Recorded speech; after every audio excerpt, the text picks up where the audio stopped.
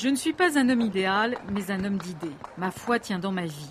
C'est par ces mots que Mikhail Khodorkovsky, le condamné le plus célèbre de Russie, a conclu sa nouvelle apparition devant les juges. C'était en octobre dernier, au terme d'un procès de plusieurs mois et avant que le tribunal ne rentre en délibéré.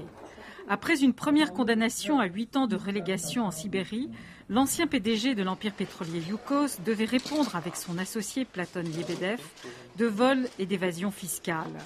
Cet acharnement judiciaire n'émeut pas corps de Russie. L'écrivain le plus célèbre à Moscou, Boris Akounine, a fait de l'affaire Khodorkovsky sa cause, son j'accuse. Этот процесс для России не менее важен, чем был процесс Дрейфуса. Ce procès est pour la Russie d'aujourd'hui tout aussi important que celui de Dreyfus pour la France du XIXe siècle. L'issue nous indiquera quel type d'État il y aura en Russie et si nous vivrons dans une société ouverte ou fermée, si les décisions importantes seront prises à huis clos par un petit groupe ou s'il adviendra une société démocratique normale. Pourtant, Mikhail Khodorkovsky lui-même se reconnaît coupable, responsable de l'état politique de la Russie d'aujourd'hui. Dans les années 90, les oligarques se sont partagés les richesses du pays avec la bénédiction des autorités.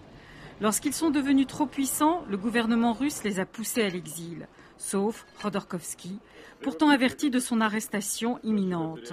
Aujourd'hui, le pouvoir ironise sur le destin de celui qui voulait changer la Russie.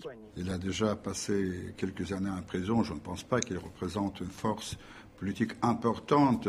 C'est plus un procès contre quelqu'un qui n'a pas respecté des lois concernant l'imposition. En détention, Mikhail Khodorkovsky n'a renoncé à aucune de ses convictions. Signe des temps, c'est donc un homme d'affaires qui symbolise désormais l'ouverture et la dissidence en Russie. L'Union soviétique avait eu Andreï Sakharov, père de la bombe atomique et héros du travail.